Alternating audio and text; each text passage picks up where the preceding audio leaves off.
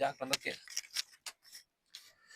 Hola, muy buenos días. Estamos aquí en el programa Los libros son de todos. Este es el programa número 33 de nuestra serie de programas que estamos haciendo de la biblioteca Los libros son de todos.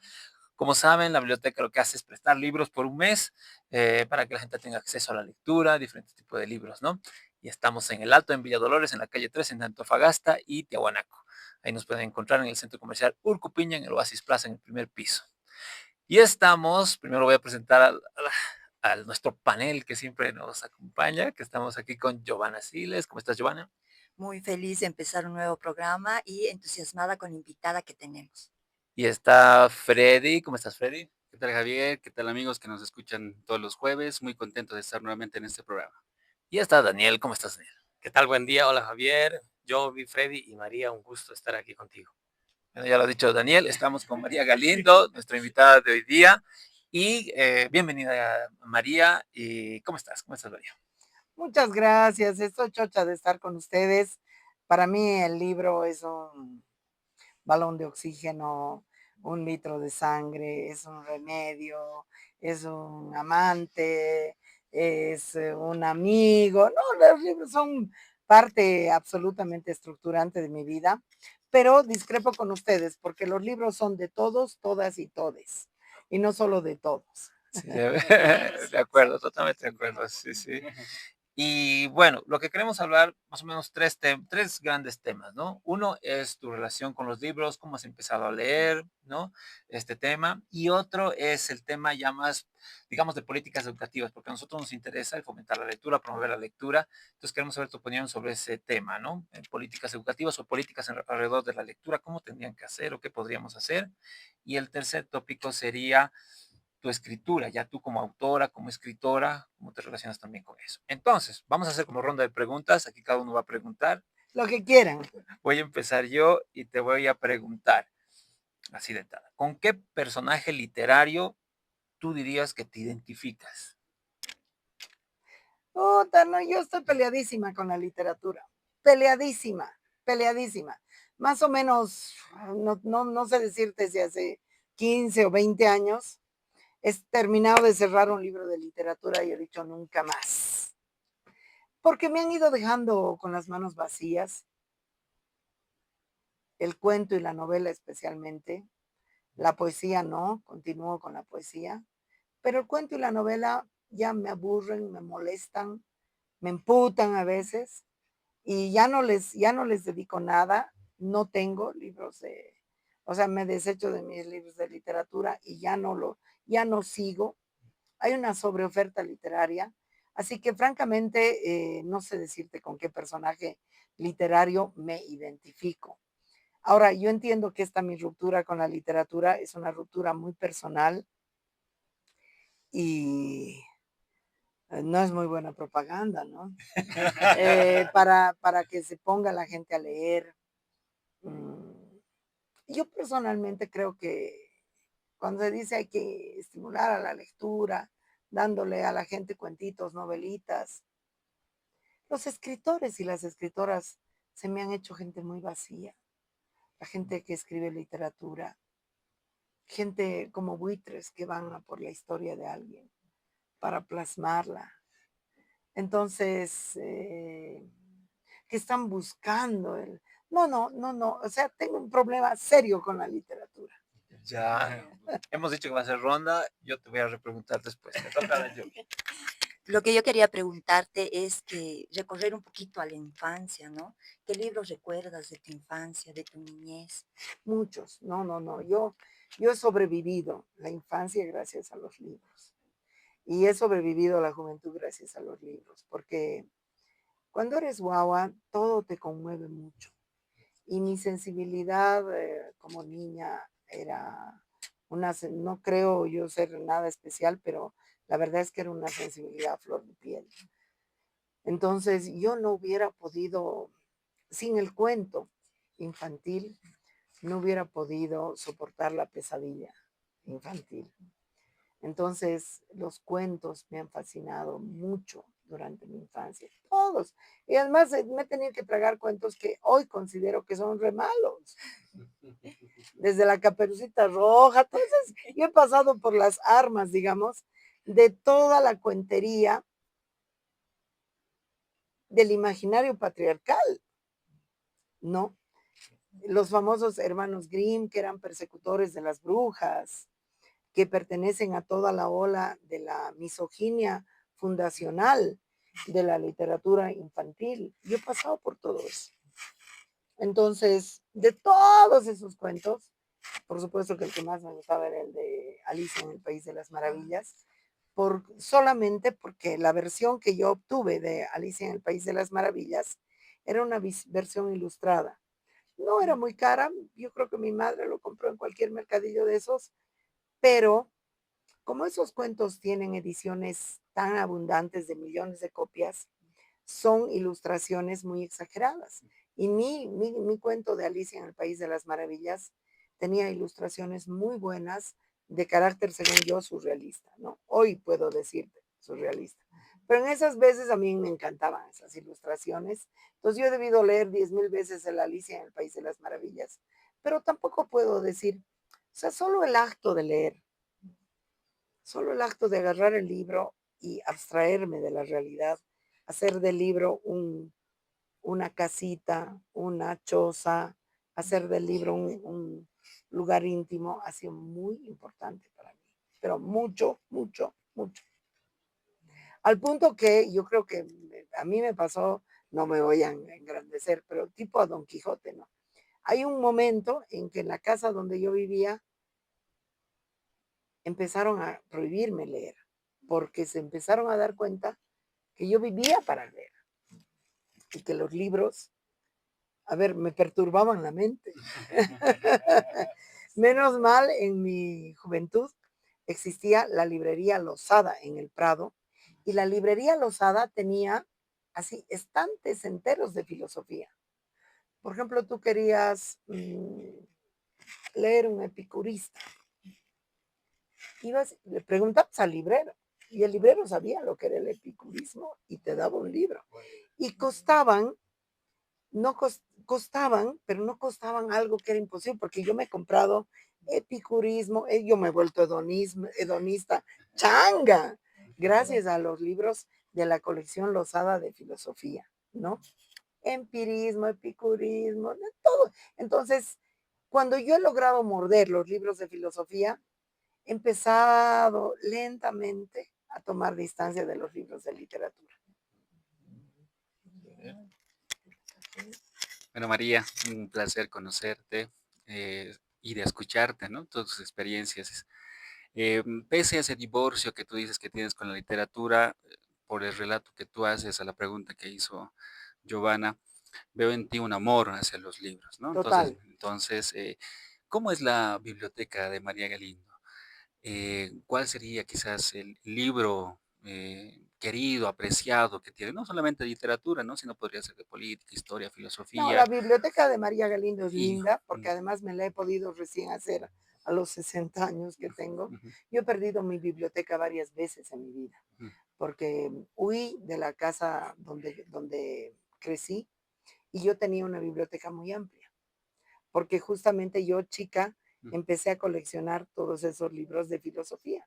Pero como tuve que huir, no iba a huir con los libros. O sea, los libros son lo que no te puedes llevar. Y después, bastante madura, feminista y tal, tuve una ruptura muy dura con mi pareja. Y también tuve que salir huyendo y volví a perder mi biblioteca. Entonces, yo he perdido mi biblioteca 2 veces en mi vida, y es lo que más me ha dolido perder, porque obviamente en esas 2 rupturas he perdido muchas cosas, he perdido todo prácticamente, he tenido que empezar de cero ambas veces, ¿no? Pero lo que más me dolía eran mis libros. Entonces, y yo estudié en Italia, y cuando me tuve que venir de Italia, yo en Italia me compraba libros que no era ni necesario, porque tenía a disposición una gran biblioteca de la universidad donde estudiaba. Yo me acuerdo que me compré una enciclopedia del trabajo de autoría de este gramsciano tan importante, ahorita Tony Negri. Entonces era una enciclopedia del trabajo en 10 tomos, que era ilustrada. No, es que era el libro, probablemente es el libro más bello que he tenido. Y también lo tuve que dejar. Y que me costó mucha plata. Me costó esa enciclopedia de Toni Negri. Costaba mucha plata. Y yo me la compré porque en la universidad en la que yo estudiaba era una universidad antimarxista y yo era marxista ya. Entonces me gustaban mucho las referencias. Toni Negri hizo una enciclopedia magnífica.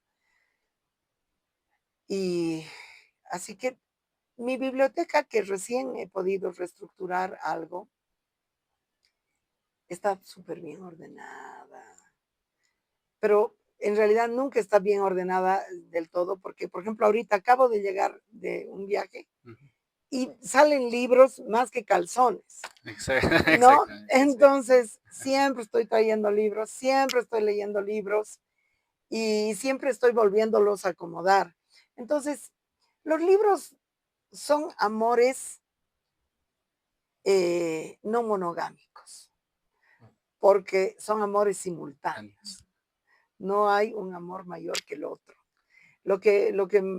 Contra lo que yo combato con el tema de libros es que no tengo suficiente tiempo para leer. No leer lo que quisiera leer, me gusta leer con detenimiento. Como no leo literatura, yo en este momento leo libros de los que siempre estoy haciendo fichas, tomando notas, esquematizando. Entonces eso toma más tiempo. Yo no leo los libros de pasado. Realmente los leo con detenimiento. Y me molesta mucho cuando me compro un libro que creo que lo voy a leer con detenimiento y es una macana y ya lo tengo que tirar por ahí. María, yo soy Daniel, un gusto estar contigo. En realidad la pregunta que yo te voy a hacer es un poco complementaria a la que te ha hecho Freddy. El libro como objeto, es decir, cómo está organizada tu biblioteca y qué espacio vital ocupa en tu casa, en ese sentido. Yo tengo recientemente un atelier, es decir, yo vivo en la casa de una amiga. Y en la casa de mi amiga yo tenía un escritorio.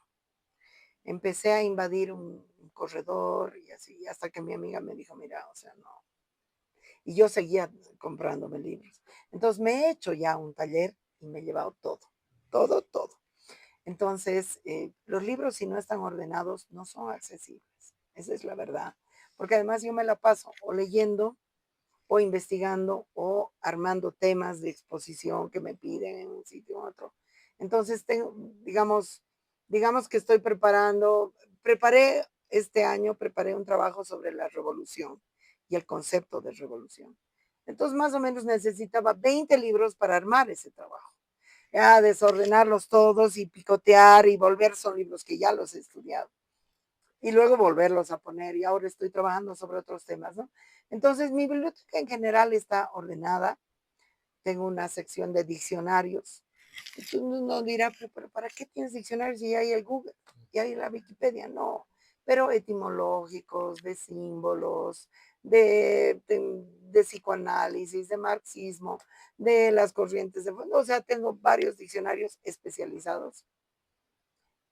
Pero también tengo grandes áreas temáticas, tengo muchos libros de arte, donde hay teoría de arte y arte. Entonces yo los ordeno, y en teoría de arte feminista, arte y indianismo, o sea, no voy ordenando. Mi biblioteca es muy ordenada, en mi taller ocupa el lugar, es lo primero que he ordenado, ocupa la habitación más bella, porque casi yo es que convivo con los libros. A ver, los libros son un personaje central de mi vida y son de mis grandes amores. Y no creo, te digo en serio, que no creo que los libros hayan caducado como objeto de conocimiento. Y además por eso me sigo comprando, los sigo escribiendo. Todavía busco libros que todavía no han sido escritos. Estoy llegando del Perú, que he buscado en todas las librerías habidas y por haber, que he viajado por varias ciudades, un libro que no ha sido escrito. He llegado a la conclusión que el libro no ha sido escrito. Por eso no hay. A ver, bueno, ya hemos tocado un poco el tema de la lectura, tu relación con los libros, y ahora quería pasar al tema, digamos, más de políticas, ¿no? ¿Cómo ves el tema de políticas públicas en relación Bueno, esto es dentro del campo general de la educación, pero en relación con la lectura en los niños, en los jóvenes, en los colegios, ¿no? ¿Cómo estamos tratando de enseñar a que los chicos lean o que gusten a la lectura o hablar del tema de la lectura comprensiva, de la lectura crítica? ¿Estamos logrando eso? ¿Cómo ves tú este tema? ¿Qué podríamos hacer? Mira, yo tengo ahí una posición ambivalente y contradictoria, porque por un lado, yo entiendo el libro como un objeto prohibido, ¿ya? Porque donde yo crecí, se empezaron a dar cuenta que o sea, esta ley y cada día está más loca, digamos, ¿no? Entonces empezaron a prohibir y empezaron a revisar lo que yo leía. Y entonces había montones de libros prohibidos para mí. Libros que me los destruían, que me los ocultaban y que pues, a ese paso de ser destruidos y ocultos se hacían más deseables, ¿no? Entonces el libro prohibido, el libro que no es accesible, es el libro que deseas. Todas las dictaduras han quemado libros. Todas las dictaduras han omitido libros, han prohibido libros. Y eso no les ha funcionado. Eso nunca les ha funcionado. Entonces, esto es importante. Que un libro esté prohibido o que sea inalcanzable, yo creo que eso coloca al libro como un objeto de deseo. Pero por otro lado, he tenido experiencias con muchas compañeras porque en el movimiento nos dedicamos a leer libros. O sea, parte de nuestra formación política es leer libros y discutirlos. Entonces, muchas veces he viajado con compañeras del movimiento indígena campesino, o no me gusta llamarle así, y yo cuando viajo, ir a las librerías. Compañeras que vienen y en toda la librería no encuentran un libro que les sirva, que les diga algo, que les hable a ellas. Entonces hay mucho libro que no está escrito para la gente. Me pasó muchísimo, yo fui uno de los pocos trabajos que tuve en Bolivia, era profesora de aldeas infantiles. Y entonces, claro, yo quería que las chicas lean y tal. Pero el libro que ellas necesitaban no estaba escrito. Entonces les dije, escribiremos un libro. Y lo escribimos. El primer manual de educación sexual que nosotras escribimos, lo escribimos con ellas, para ellas. Entonces, una vez que logramos crear el objeto, ellas entendieron el valor de ese objeto como lectoras, ¿no? Entonces, sí creo que los libros que nuestras personas, nuestra gente querida necesita, muchos de esos están por escribirse, ¿no? Los libros, ¿qué libro necesita leer hoy una chica de 14 años? Pregunta.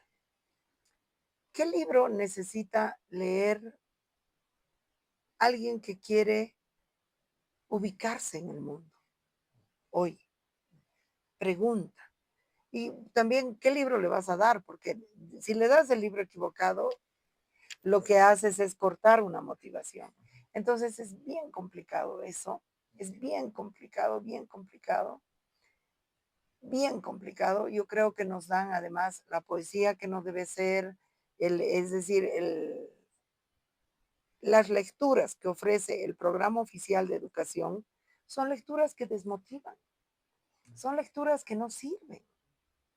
De verdad, yo me acuerdo de mí misma recitando Indiecito Boliviano, que lloras con tu quena, no sé qué. Y después leí un poema de Óscar Alfaro, del pájaro revolucionario, claro, que es hermoso, es hermosísimo. Y cuando yo leí, que era Changuita, el pájaro revolucionario, dije, pero ¿por qué me hacen leer estupideces y no he leído? O sea, vengo a leer tan tarde el pájaro revolucionario de Óscar Alfaro, ¿no? Entonces, y así, ¿no? O sea, hay un montón de estupideces en lo que nos inducen a leer y en lo que no llegamos a leer. Y no sé si eso tiene remedio, la verdad, es que lo veo bien difícil. O sea, con el actual, como estamos, no hay remedio. Tendría que haber un cambio realmente drástico sistemático, digamos, sistémico de la sociedad para que podamos leer otras cosas o educarnos de otra manera en general. ¿Y tú crees que Pero mira, yo creo mucho en el autodidactismo. Te voy a decir una cosa, nosotras somos ahora libreras. Los libros son uno de los ingresos económicos más importantes del movimiento, aunque nadie cree, pero ¿cómo? Me acuerdo que me buscó mi Magela Boudouin y me dijo, queremos hacer un libro contigo. Yo le dije, te advierto que si no es buena la propuesta económica, yo no acepto porque yo, ¿qué? ¿Ganas plata con libros? Sí, ganamos bastante. Y entonces, por ejemplo, en nuestros libros de sexualidad, que es uno para chicos y uno para chicas, y eso es un engaño porque son libros no binarios, eh, los vendemos por cientos, por miles, y no son oficiales, no son textos oficiales. Yo creo que el hecho de no ser oficiales es su mayor virtud a esta altura. Hay un momento donde pensé, no, sería bueno que sea un texto oficial. Ahora me vale. Yo quería preguntarte, ¿qué libro consideras que te ha ayudado en tu vida? Que te haya marcado, que te haya ayudado a superar diferentes circunstancias, digamos. Mira, un libro sobre el que he llorado, mojando las páginas, mojándolas, y que me ha servido muchísimo ha sido, si me permiten hablar de Domitila. Yo he leído el Si me permiten hablar de Domitila con unos 12, 13 años, porque me pasó lo siguiente, es que es bien interesante. ¿Quién ha sido mi librero preferido y de cabecera? Ha sido el que se llama, ¿qué se llama? Antonio Paredes. Cuando yo era chica, Antonio Paredes Candia llevaba adelante la Feria del Libro del Prado, que era en la calle, que no había que pagar entrada ni nada. Yo me podía escapar del colegio a dar una vuelta. Y no era nadie, o sea, yo no era nadie, era un ser humano anónimo, una escolar. Y don Antonio atendía su puesto y te explicaba, esto es esto, esto es esto, esto es esto, y te recomendaba. Don Antonio era increíble. Don Antonio me dijo, este es un libro prohibido, del de la Domitila. ¡Ah, yo quiero! Lo primero, ¿no? Entonces, era la mejor para mí, digamos, todo lo prohibido. Y hasta ahora, imagínate, no me corregí ni un pelo. Me compré el libro de Domitila, lo empecé a leer y lloraba. Para mí es el Quijote boliviano. O sea, el libro de Domitila Chungara es el Quijote boliviano, está muy bien escrito, es muy honesto. Y claro, yo muchos años después de haber leído su libro, conocí a Domitila. Y cuando conocí a Domitila, el libro y el personaje se hicieron uno, un mensaje muy potente para mí. Fue un libro muy hermoso en mi vida, sobre todo por el momento en el que llegó a mi vida. Bueno, después yo ya fui clienta, digamos, asidua de don Antonio, y después cuando yo ya fui escritora, fuimos amigos, ¿no? O sea, don Antonio es un personaje importante. Por eso cuando ustedes me visitaron contándome lo que hacen, me parece que es bellísimo el trabajo, que no es un trabajo que no se ve y luego cobra vida, cobra cuerpo, porque tiene que haber alguien que te recomiende un libro. Claro, claro. Ser librero no es fácil. Sí, no sé. Bueno, María, durante la charla yo creo que íbamos esbozando y llegando a ciertas conclusiones de la forma en que no solamente lees, sino también escribes. Pero la consulta, ya ingresando al tercer eje que te marcaba un poco al principio, Javier, es ¿cuál es tu experiencia como escritora? ¿Te consideras una escritora metódica, disciplinada, o esperas esos momentos, esos espacios que alguna gente de la literatura la llama el tema de la inspiración? ¿Cómo es la forma de trabajar de María Galindo respecto a ser ya al lado como escritora? No, mira, yo estoy cambiando de método últimamente. Ha habido un tiempo largo que he tenido un método que es, yo me levanto 5 de la mañana y empiezo a escribir. O sea, mi primer hálito es hacerme un matecito, un tecito de frutas y ponerme a escribir, ¿no? Entonces, he llevado muchos años ese método. Todos los días escribir. ¿no? Y luego corregir, corregir, corregir, porque el texto no sale así. El texto sale así, pero obviamente sale muy defectuoso. Y sobre eso hay que ir revisando. Hay que ir revisando, revisando hasta que realmente fluya. Entonces, yo muchos años he escrito así. Ahora que tengo un estudio, porque ya eso hacía yo donde vivía. Entonces, realmente con una mantita sobre mi pijama, igual me ponía a escribir. Antes de nada, de antes de desayunar, antes de duchar, antes de nada. Ahora, todo lo que son mis libros, mis cosas, se ha trasladado a ese estudio y yo vivo en otro lado. Entonces, hay días enteros que los consagro a escribir, o a leer o a estudiar, o una mezcla de ambas cosas, ¿no? Pero yo no paso 2 días de la semana sin escribir, no, no paso. Es decir, la escritura es como el ejercicio físico. Tú dejas tu ejercicio físico y tu cuerpo, tus músculos van perdiendo el entrenamiento, ¿no? Entonces, la escritura es algo que tiene que fluir, es un ejercicio. Lo mismo que la lectura es un ejercicio. A la gente hay que explicarle eso. Tienes que hacer el ejercicio de escribir, tienes que hacer el ejercicio de leer si es que te interesa eh, manejar ambos mundos, ¿no? María, ¿cuál tú consideras que es la importancia de la lectura como un fin de transformación social? Es decir, ¿para qué sirve? ¿Puedes pensar en ese sentido? Es Sí, decir, en relación totalmente. entre No, no, teoría y no. práctica, ¿cómo No, consideras no, eso? mira, es que la lectura es, por eso mira, nosotras somos un movimiento revolucionario, ¿no? ¿Cómo se gesta un movimiento revolucionario? ¿Cómo se organiza? ¿Alrededor de qué prácticas se organiza un movimiento revolucionario? Entonces, no sé, hay movimientos revolucionarios que se estructuran en base al entrenamiento militar, de manejar armas, para poder matar al enemigo, para decir lo más común. Hay otros movimientos que se gestan alrededor de discusiones, pero ¿cómo se van a gestar las discusiones? O alrededor, digamos, de actividades concretas, ¿no? Nosotras tenemos como actividad, digamos, variamos mucho, tenemos actividades, tenemos una serie de cosas, pero lo que no varía en Mujeres Creando es la lectura. Por eso es que yo también muevo muchos libros, porque otra cosa que no puede pasar en ninguna sociedad es que no haya flujo con otros libros de otras sociedades. Es decir, yo creo en el libro escrito acá, pero también creo en el libro escrito en cualquier otro punto del planeta. Entonces, el libro es un objeto internacional y, por ejemplo, nosotras no podemos hacer política feminista sin conocer todos los feminismos escritos en todas partes del mundo. Y esa labor nunca se termina. Yo siempre encuentro, es decir, por eso es que cuando viajo es un problema, porque las de justicia están en un mambo, las de cocina están en otro mambo, las de no sé qué. Entonces, voy buscando libros para distintos grupos y siempre estoy compartiendo. Y Mujeres Creando tiene una sección de libros internacionales. Lamentablemente, traer aquí es muy caro, se hace muy caro. Pasamos nuestra fotocopia se llama Zona Pirata. Ahí tenemos una colección de libros de feminismo internacional muy grande, porque no se puede, o sea, leer y escribir y discutir y pensar son labores políticas fundantes para nosotras.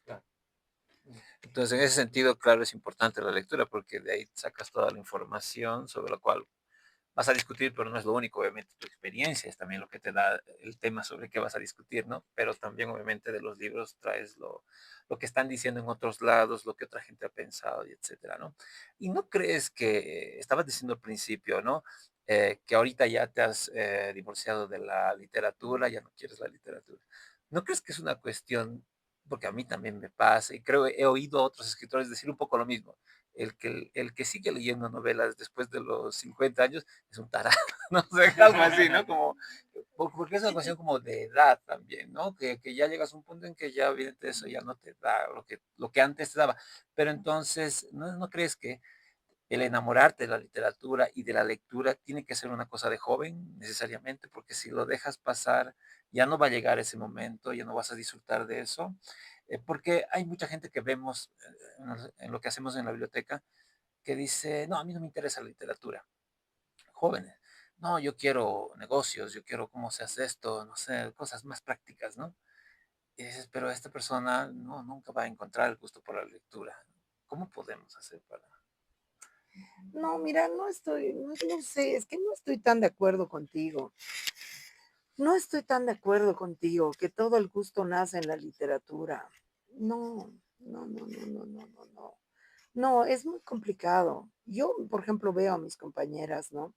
Mira, nosotras hemos producido un libro hermoso que se llama La versión gráfica de Calibán y la Bruja. Teníamos un grupo de estudio para leer el original, el clásico, que es un libro de 300 páginas, eh, que es un libro muy denso y varias eran trabajadoras del hogar.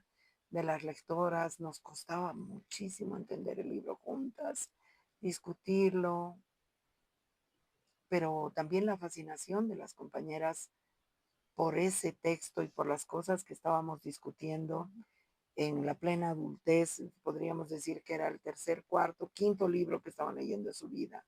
Y sin embargo les gustaba muchísimo. Y porque les costó tanto es que decidimos hacer la versión gráfica, ¿no? Para que ese libro no se quede en la élite académica. Yo creo mucho en las versiones que puedan democratizar. Yo creo mucho en democratizar, pero sí pienso que la fascinación por la lectura es la fascinación de comprender el mundo. Si tú vas a comprender el mundo entrando por el cómic, entrando por la novela, entrando por la filosofía, o entrando por la sociología, entrando por el periódico incluso.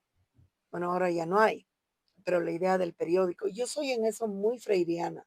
Yo he estudiado mucho a Paulo Freire y Paulo Freire era un gran educador. Yo no creo que haya, hasta ahorita no he conocido otro mejor que Paulo Freire. Entonces, Paulo Freire te habla de que la palabra que tienes que aprender a escribir es la palabra que te sirve y te habla de ti, ¿no?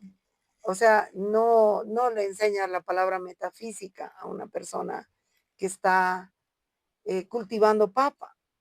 Le enseñas la palabra sol a escribir o las palabras que esa persona te dice, ¿no? Entonces, con la lectura también es eso. La lectura tiene que servirte para entender el mundo que tú estás habitando, ¿no? En ese sentido yo también, o sea, me emputa eso de que en los colegios nos hacen leer tragedia griega. Váyanse a la mierda. No, es que tienes que leer tragedia griega porque los griegos han construido las bases de la civilización que vamos a comprender. Yo he leído un montón de tragedia griega a disgusto, por cumplir. Claro, luego lees los diálogos de Platón, son lindos, porque ahí hay un proceso de reflexión que vas siguiendo mejor. Pero en ese sentido yo creo que es muy enajenante que te hagan leer libros que te están hablando de realidades que no vas a tocar ni con la punta del pie. Porque entonces no, te aburren, te aburren. ¿Por qué leemos Ilíada y la Odisea? Yo no estoy de acuerdo. Yo no estoy de acuerdo con leer la Ilíada y la Odisea en el colegio. Luego, si quieres, además, tremendos libracos. No. Incluso debería ser a la inversa, ¿no? Creo que es distinto el proceso, porque creo que llegamos a los griegos, a los romanos, cuando ya somos adultos, después de ver otro tipo Pero además, si quieres. Claro, Y si no quieres, no. claro. A mí me encanta, a mí me molestó una vez. Vino una gran novelista, que no quiero decir su nombre, española a Bolivia, a la Feria del Libro, invitada por la Embajada de España. Pregunta concreta que le hice. Disculpa, ¿qué libros te has comprado? No, nada. O sea, vienes a mi país, pagada, a una feria de libros de autores y no te has comprado un libro. Casi agarré el dedo, ¿no? ¿No? O sea, nosotros, a ver, yo quisiera que agarrar un autor de esos y decirle, ¿qué sabes de literatura africana, de literatura latinoamericana? Como mucho han llegado al boom latinoamericano, como mucho, ¿no? Entonces, ¿por qué nosotros estamos referenciados culturalmente con la cultura eurocentrada, con la cultura anglosajona? ¿Por qué? ¿Por qué no conocemos, no leemos a ningún africano? Nosotras y yo hicimos una cosa bella en la radio. Trajimos el diario de una mujer hindú que lucha contra las violencias machistas eh, y teníamos una escuela de radio y le dijimos, haz una radionovela. Involucró creo que 80 personajes por episodios y era tan bonita y salió una hermosa radionovela que claro, esa realidad hindú espejeaba muy bien nuestra sociedad, espejeaba muy bien. Entonces, y a mí me encantó, y era una novela tipo, si me permiten hablar. Otras referencias. Yo creo que estas culturas capitalistas del norte, no. Y además nos embuten su cultura, nos embuten. Es decir, a mí me molesta mucho, por ejemplo, que el premio de novela en Bolivia, creo que ya no hay, pero lo manejaba Alfaguara. Exactamente, sí. ¿Y por qué? Y además Alfaguara no exportaba esa literatura. Yo, por ejemplo, mi trabajo teórico lo exporto. Hay una edición de mi último libro, hay ediciones en 6 o 7 países. La última ha sido la italiana y he presentado en toda Italia mi libro. Quiere decir que eso se puede. Si no se hace es por colonialismo. Yo quería preguntarle, ¿cuál ha sido el Nos primer libro? queremos. ¿Cuál es el primer libro que ha escrito y por qué? ¿Por qué le gustó escribir ese libro? ¿Qué es lo que ha tocado primero en sus El libros? primer libro que escribí lo escribí en sociedad con una persona. Justamente fue un libro, nosotras habíamos fundado Mujeres Creando y necesitábamos explicar lo que estábamos haciendo porque sentíamos que no nos entendía ni Pedro. ¿Qué están haciendo estas locas? ¿Por qué? Y entonces dijimos, no, escribiremos un libro. ¿De qué estamos haciendo? ¿Por qué? ¿Cómo estamos construyendo este feminismo? Y escribimos ese primer libro y yo continué escribiendo muchos libros más, siempre alrededor de lo que hacemos, porque nosotros somos un movimiento que estamos pensándonos, que estamos pensando nuestra sociedad, que estamos pensando nuestra política. Y entonces, en ese sentido es que yo he sentido la necesidad de escribir muy pronto a partir de la necesidad de escribir la originalidad de lo que estamos haciendo, porque de verdad que lo que estamos haciendo no es que hay en cada esquina, no lo hay, ni aquí ni en otras partes del mundo. Entonces, eso te podría decir, no sé si responde. Bueno, María, respecto a lo que íbamos conversando, yo he captado la idea y el mensaje respecto a las preguntas que te hacía Javier respecto a que a la lectura podemos llegar por distintos caminos, ¿verdad? También un poco haciendo, si quieres, síntesis de lo que conversábamos, yo veo en tu pensamiento, en tu accionar, esa máxima marxista que decía, los filósofos han encargado de tratar de entender al mundo, pero lo que en realidad hay que hacer es transformarlo, ¿no? O sea, llevarlo a los hechos. Y en base a este preámbulo, yo te hago la consulta. ¿Cuál es la ideología política de María? Eh, ¿Es marxista, socialista, comunista? ¿Y por qué? ¿Cuál es la ideología? ¿O no existe ideología? ¿Cuál es el pensamiento de María? Bueno, ideología existe porque la ideología se ha entendido muy mal. La ideología es un gran conjunto coherente de ideas que forman un cuerpo que te permite interpretar la sociedad. Eso es una ideología. Ahora, yo ideológicamente soy súper ecléctica, súper ecléctica. ¿Qué quiere decir? Yo integro muchos pedacitos en un pedazo. Por ejemplo, yo no renunciaría a un montón de construcciones de interpretación que aporta el psicoanálisis. No renunciaría. Por ejemplo, que la psique humana está construida de un universo consciente y de un universo inconsciente, y que el universo consciente y el inconsciente, si bien están conectados, funcionan de manera diferente. Sin el inconsciente no entiendes la sociedad. No entiendes la sociedad. Yo no renunciaría a algunas categorías muy importantes que ha aportado el pensamiento marxista, como es la clase social, la lucha de clases, los medios de producción, básicamente esas y algunas otras más, probablemente conciencia de clase, etc. Yo no renunciaría a varias de las aportaciones ideológicas del anarquismo, como es las utopías de las construcciones colaborativas horizontales donde nadie manda a nadie, donde las cosas se pueden organizar horizontalmente sin cabeza. No renunciaría, por supuesto, a varias de las construcciones de los feminismos, ¿no? Los feminismos que te dicen la política está en el cuerpo, la política está en el deseo, la política está en el cotidiano. No renunciaría a varias aportaciones que en general se manejan dentro del mundo del arte. Todo el universo simbólico, todo el universo metafórico, poético, que son las grandes fábricas del mundo del arte. Entonces yo en mi visión ideológica meto todo eso y no te imaginas, se hace una ensalada. Tampoco renuncio a varias de las categorías que te aporta el pensamiento filosófico andino, como pueden ser, no sé, eh, construcciones cosmológicas más complejas y diferentes que la cristiana, que es en la que yo he sido educada, que me parece tan pobre y no me gusta.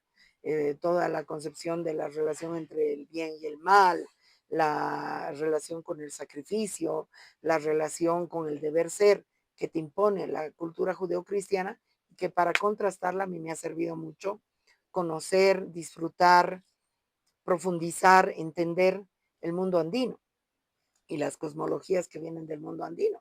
Y así continuaría. Entonces, yo soy una tipa que integra conocimientos. Yo soy una curiosa. O sea, cuando me compro libros tampoco soy ortodoxa. Ay, yo solo leo feminismo. No, me moriría de aburrimiento. Yo leo de todo. Filosofía, sociología, por supuesto mucho feminismo, psicología, pero depende cuál. Leo un poco de todo. A mí me gusta mucho la investigación científica, el ensayo, pero yo integraría todas digamos, esos aportes en mi visión ideológica del mundo.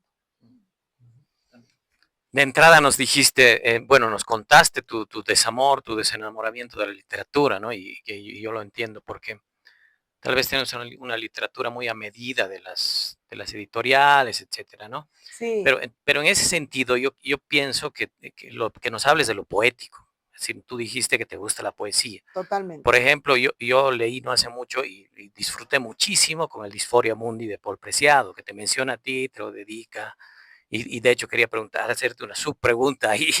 ¿Qué macumbas hiciste para que él sobreviva al COVID? Porque lo dice, ¿no?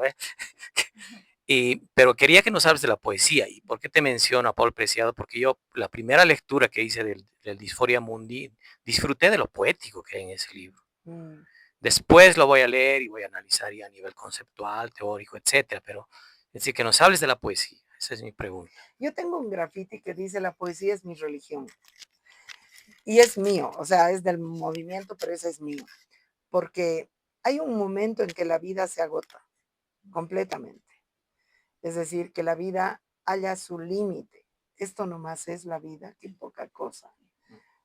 Comer, dormir y cagar, así. O enamorarte, desenamorarte, soledad, compañía. Y el momento en el que la vida haya su límite prosaico, su límite fáctico, es donde la poesía le da a la vida una gran dimensión. En ese sentido, yo te voy a responder una tontería porque yo creo que todos somos poetas. Todes y todas somos poetas. El que más ha escrito un poema, el que menos, y lo guarda con cierto rubor, yo también. Entonces, también pienso que habitamos una sociedad boliviana tremendamente poética. Yo cuando he conocido, digamos, a varios autores y varias autoras que han entrado en subvertir la poesía con la imagen y intervenir la propia poesía con metáforas que no son ortodoxamente poéticas, les entiendo perfectamente, porque yo hallo poesía en todo lado. O sea, la poesía es decir, la poesía es una parte constitutiva de mi vida. Y luego leer poesía, claro. O sea, leer poesía. A mí, la poeta esta polaca me gusta mucho. Me gustan las poetas suicidas, tal vez porque han hecho lo que yo no he hecho. Matarse, acabar con sus vidas, que también me parece que lo han hecho como gestos poéticos, incluso la Storni. A mí me encanta la poesía, me encanta, y me ha gustado siempre. Hasta Adolfo Becker, que me hacían leer en el colegio, me encantaba, y aprender poemas de memoria. La poesía es mi religión, definitivamente. Y bueno, Paul es, justamente Paul es un filósofo, ensayista, que le roba, que de alguna manera le trafica poesía a la filosofía. Entonces me gusta mucho y bueno, nosotros tenemos una amistad muy profunda a lo largo de muchos años y durante el COVID nos hemos acompañado, digamos, en la escritura incluso. Bueno, creo que ya estamos en la recta final, yo creo que es la última ronda ya.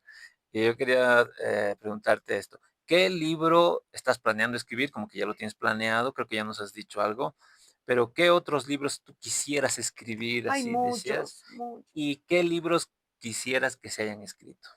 Mira, los libros que estoy escribiendo, el libro que estoy escribiendo no quiero revelar, no quiero revelar, pero va a ser una bomba, pero no, es que yo tengo ahorita una disyuntiva, ¿no?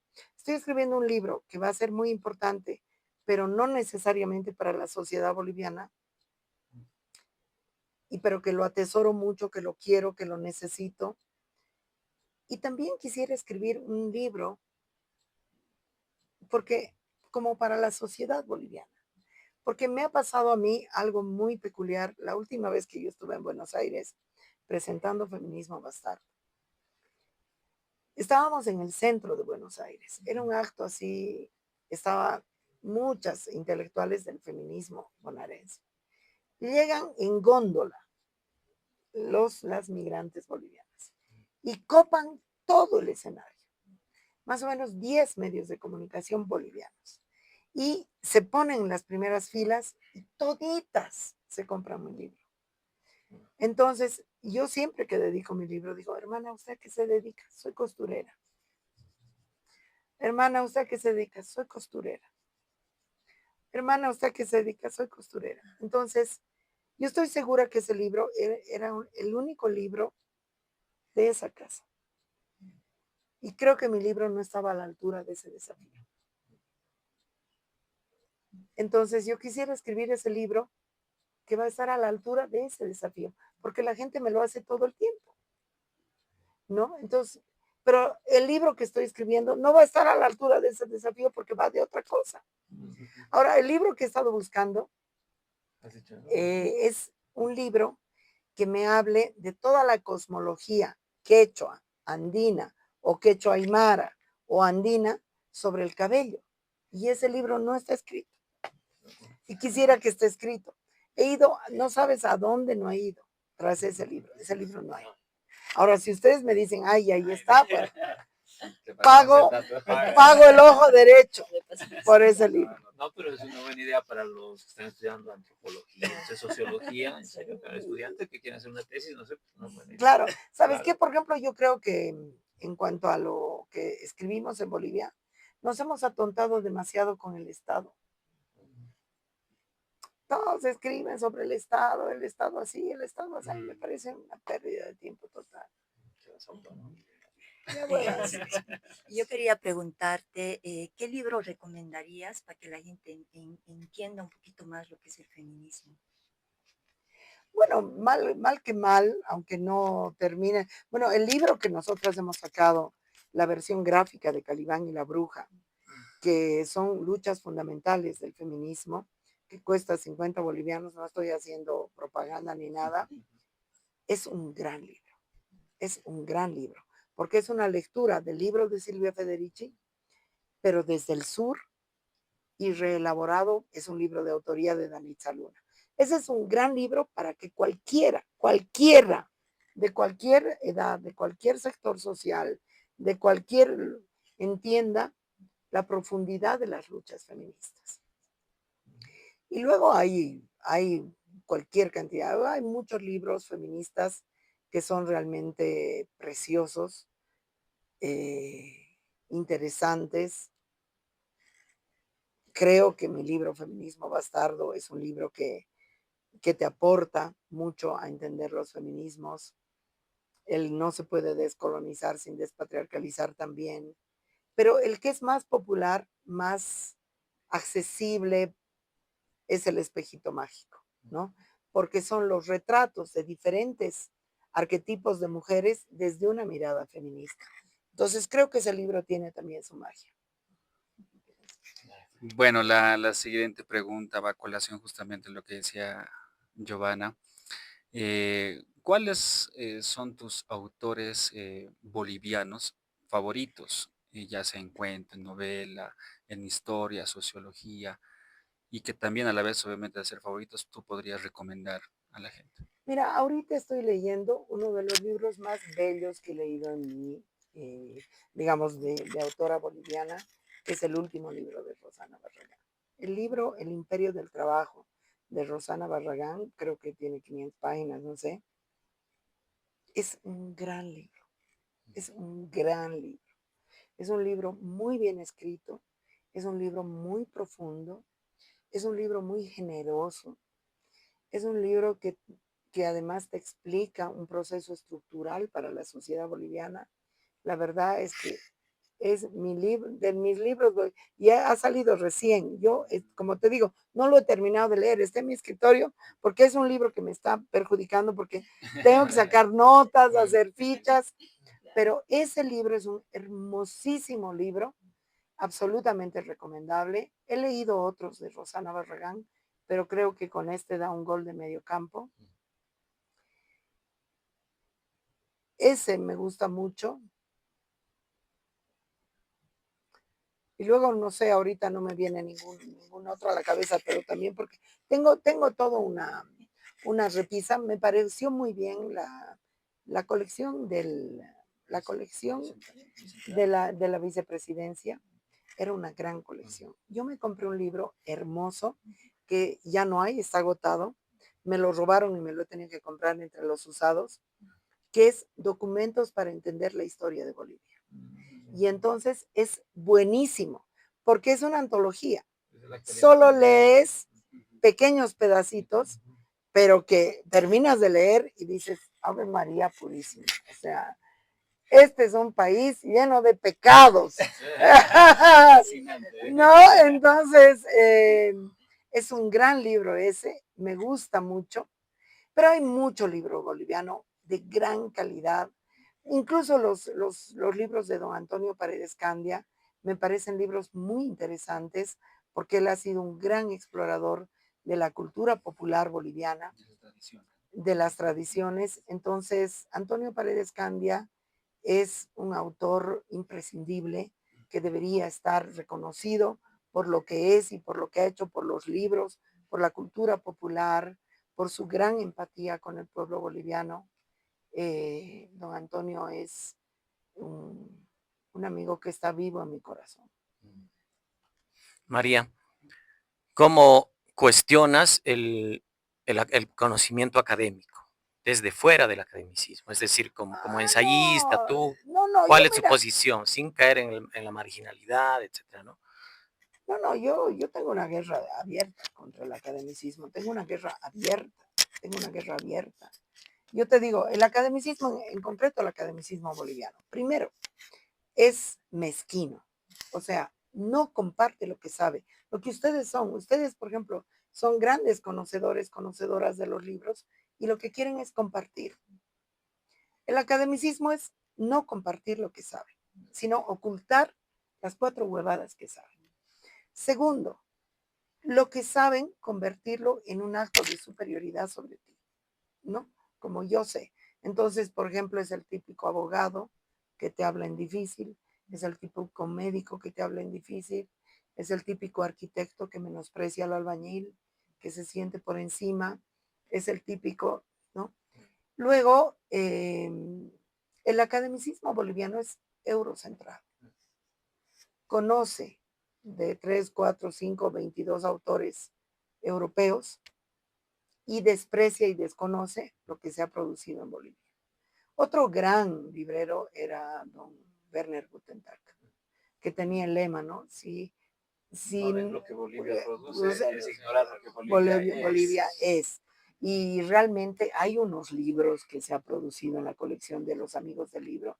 No hemos vuelto a tener un hombre como Werner Guttentag porque Plural no le llega le tengo que decir al señor de Plural, no le llega al talón a Werner Guttentag en la profunda identificación de Werner Guttentag con la sociedad boliviana. Entonces, que por ejemplo Werner no publicaba academicistas, Plural está lleno de academicistas que escriben burreras y son aburridos y mal escriben. Y no sé, el academicismo yo creo que además en Bolivia se ha vuelto un estatus para vivir, no de la pasión de eso que tenía el marxismo, que realmente lo hizo, que el conocimiento es útil para transformar una sociedad, para comprender una sociedad. El academicismo existe como un parásito, porque lo que comprende no es para comprender la sociedad, sino para mal comprenderla. No es para cambiar la sociedad, sino para perpetuarla como está.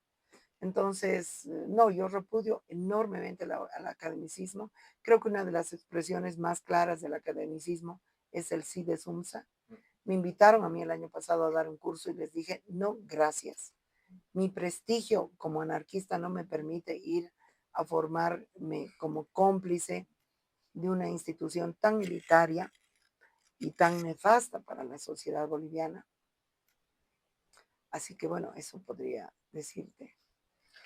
Listo, muchas gracias María por haber estado aquí en este programa, gracias a todos chicos y aprovechar también este momento para darte las gracias María por habernos dado la oportunidad de hacer el programa. No, es al revés, es al revés. Ustedes son una maravilla que existan y bueno, yo quiero citar una autora feminista mexicana que es digna realmente de leer, una gran poeta, Rosario Castellanos, que tiene un poema que dice: me enseñaron las cosas equivocadamente, porque me dijeron tienes que ser buena. Listo, pues. Bueno, muchas gracias María, muchas gracias Daniel, Freddy, Giovanna y muchas gracias a todos los amigos y bueno, nos esperamos, nos vemos en el próximo programa. Chao, chao. Gracias, chao. Chao. Gracias. Claro que sí. Gracias, genial, genial.